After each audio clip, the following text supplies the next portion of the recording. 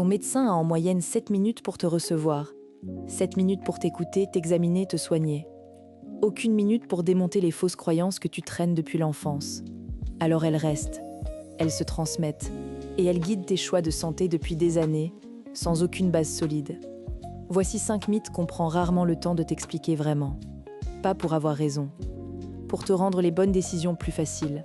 Repense aux phrases que tu as entendues toute ta vie. Bois 8 verres d'eau par jour. Le gras fait grossir. Craquer ses doigts donne de l'arthrose. Il faut une cure pour détoxifier le foie. Si tu ne transpires pas, ta séance ne compte pas. Tu les as entendues partout. Famille, amis, magazines, parfois des professionnels pressés. Elles sonnent vraies parce qu'on les répète depuis des décennies. Mais une phrase répétée 1000 fois ne devient pas vraie pour autant. Certaines te font juste perdre du temps. D'autres te font culpabiliser pour rien. Et quelques-unes t'éloignent de ce qui marche vraiment. Le problème, ce n'est pas toi. C'est qu'on ne t'a jamais expliqué d'où venaient ces idées. Quand tu sais ça, tout devient plus clair. Ce qui suit ne vient pas d'un avis personnel. Chaque mythe ici a été testé, mesuré, parfois sur plusieurs décennies. Et pour chacun, on va voir 3 choses. D'où vient la croyance? Ce que disent réellement les données. Et quoi faire concrètement à la place? 5 mythes. On commence. Tu n'as pas besoin de 8 verres d'eau par jour. Et ce chiffre, tellement répété, n'a presque aucune base scientifique. Voici d'où il vient. En 1945, un organisme américain estime les besoins en eau autour de 2,5 litres par jour. Mais la phrase suivante du rapport, presque tout le monde l'a oubliée. Elle précisait que la majeure partie de cette eau est déjà contenue dans les aliments. On a gardé le chiffre, on a oublié la nuance, et le mythe est né. La réalité, c'est que tes besoins varient selon ton poids, ton activité, la température et ce que tu manges. Un concombre, c'est 96% d'eau. Une soupe, une orange, un yaourt, de l'eau, encore. Tu en absorbes déjà beaucoup sans t'en rendre compte. Alors, comment savoir si tu bois assez? Oublie le compteur de verre. Ton corps a un indicateur bien plus fiable, la couleur de tes urines. Jaune très clair, presque transparent. Tu es bien hydraté. Jaune foncé, il est temps de boire un verre. C'est gratuit, immédiat et bien plus précis qu'un chiffre fixe valable pour personne. Une dernière chose, parce que je sais que certains vont le penser. Boire beaucoup pour nettoyer ne sert à rien de plus. Au-delà de tes besoins, ton corps évacue simplement le surplus. Tu ne te nettoies pas mieux. Tu vas juste plus aux toilettes. L'action concrète, arrête de compter. Jette un œil à la couleur, 2 ou 3 fois dans la journée. Ton corps te parle déjà, il suffit de l'écouter. Si tu fais partie de ceux qui se forçaient à finir leur bouteille de 2 litres, parce qu'il faut, like cette vidéo, tu vas pouvoir arrêter de culpabiliser. Mythe suivant. Et celui-là, il est dans ton assiette depuis 40 ans. Manger gras ne fait pas automatiquement grossir. Et la peur du gras est peut-être l'erreur nutritionnelle la plus coûteuse du siècle dernier. Voici comment elle est née. Dans les années 70 et 80, le gras devient l'ennemi public numéro 1. L'industrie suit le mouvement. Les rayons se remplissent de produits étiquetés 0% de matière grasse. Mais un produit sans gras a souvent un goût de carton. Alors pour compenser, on y ajoute du sucre, beaucoup de sucre. Le résultat sur 30 ans est sans appel. Pendant qu'on chassait le gras, les courbes d'obésité et de diabète ont continué à grimper. On s'était trompé de coupable. La science a depuis largement nuancé le message. Ce qui compte, c'est l'excès de calories sur la durée et surtout la qualité de ce que tu manges. Les graisses du poisson, de l'huile d'olive, des noix, de l'avocat protègent ton cœur et ton cerveau. Ce sont des nutriments essentiels, pas des ennemis. Le vrai problème, ce sont les graisses des produits ultra transformés. Les fritures industrielles, les viennoiseries de supermarché, les plats préparés bas de gamme, mais attention, et c'est important. Ça ne veut pas dire que tu peux manger du beurre à la cuillère. Le gras reste très calorique, 9 calories par gramme contre 4 pour le sucre. La quantité compte toujours, le message n'est pas mange plus de gras. C'est arrête d'avoir peur du bon gras et lis les ingrédients au lieu de fuir un seul mot. L'action concrète, ne juge plus un aliment sur sa teneur en gras. Retourne le paquet. Lis la liste des ingrédients. Une huile d'olive, une poignée d'amandes, un avocat, aucun problème. Tu as vécu l'époque des yaourts 0% et des biscuits allégés? Raconte en commentaire le produit allégé le plus absurde que tu aies acheté. Mythe numéro 3.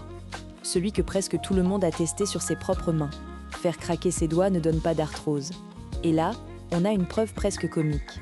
Un médecin américain, agacé d'entendre sa mère lui répéter cet avertissement, a décidé de mener l'expérience sur lui-même. Pendant plus de 60 ans, il a fait craquer les doigts d'une seule main tous les jours, l'autre main, jamais. Elle servait de témoin.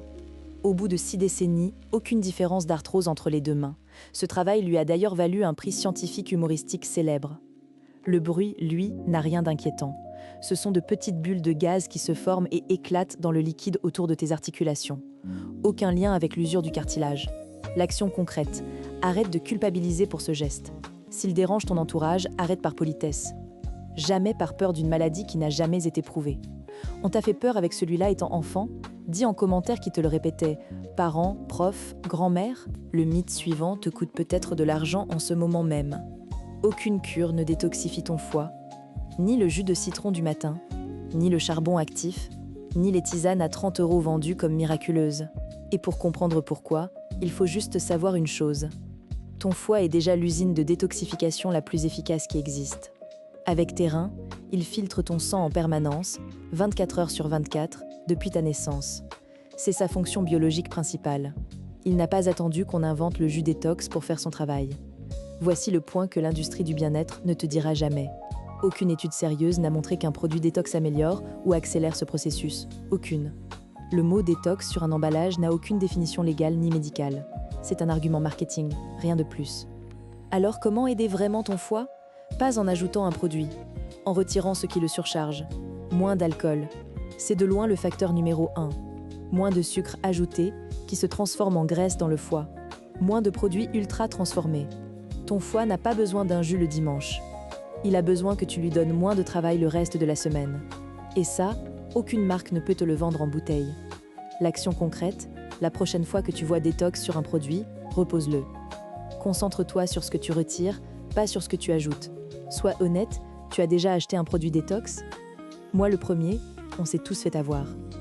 Dis-le en commentaire, on assume ensemble. Dernier mythe. Et c'est celui qui sabote le plus de débutants au sport. Transpirer ne mesure absolument pas l'efficacité de ton sport. Et croire le contraire fait abandonner des milliers de gens chaque année. Voici ce que la transpiration est vraiment. Un système de climatisation, point. Son seul rôle, c'est de refroidir ton corps quand il chauffe. Elle dépend de la température de la pièce, de ton hydratation, de tes vêtements et même de ta génétique. 2 personnes peuvent faire le même effort. L'une finit trempée, l'autre à peine humide. Ça ne dit rien sur les calories brûlées, ni sur les bénéfices pour le cœur. Voici un exemple qui le prouve. Une séance de yoga intense te fera beaucoup transpirer, mais sollicite peu ton système cardiovasculaire. Une marche rapide en hiver te fera à peine transpirer, mais protège bien plus ton cœur sur le long terme. La sueur n'est pas le juge. Ce qui compte vraiment, c'est la régularité et le temps total d'activité sur la semaine. Une séance modérée que tu fais 4 fois par semaine, pendant des mois, bat une séance extrême que tu abandonnes en 2 semaines. Le sport efficace n'est pas celui qui te détruit. C'est celui que tu es encore capable de faire dans 6 mois. L'action concrète. Arrête de juger ta séance à ton t-shirt trempé. Pose-toi une seule question, est-ce que je peux recommencer demain et après-demain? Si oui, c'est une bonne séance. Peu importe la sueur. Tu pensais aussi qu'une séance sans transpirer était une séance ratée? C'est le mythe le plus répandu de la liste. Like si tu l'apprends aujourd'hui. On a commencé avec les 7 minutes que ton médecin a pour te recevoir. Maintenant, tu sais pourquoi ces mythes survivent. Personne n'a jamais le temps de les démonter un par un. Tu sais que ton hydratation se lit dans la couleur, pas dans un chiffre. Que le bon gras n'a jamais été ton ennemi. Que tes doigts peuvent craquer tranquilles. Qu'aucune cure ne nettoie un organe qui le fait déjà tout seul. Et que la sueur n'a jamais mesuré la valeur d'une séance. 5 croyances en moins, 5 décisions plus libres à partir d'aujourd'hui. Et voilà ce que je te propose pour cette semaine. Prends le mythe auquel tu croyais le plus fermement. Celui qui t'a fait dire « Ah bon, vraiment ?» La prochaine fois que quelqu'un te le répète, explique-lui ce que tu viens d'apprendre. C'est exactement comme ça qu'une fausse idée meurt. Pas en 7 minutes chez le médecin, mais d'une personne à l'autre, vérifiée, transmise. Et si tu veux continuer à voir clair, là où tout le monde répète sans vérifier, tu sais où me trouver. N'oublie pas, si tu as appris quelque chose dans cette vidéo, alors n'hésite pas à t'abonner, liker, commenter, partager. La semaine prochaine, on s'attaque à la méditation. Et surtout à la vraie raison pour laquelle la plupart des gens abandonnent avant d'en ressentir le moindre effet.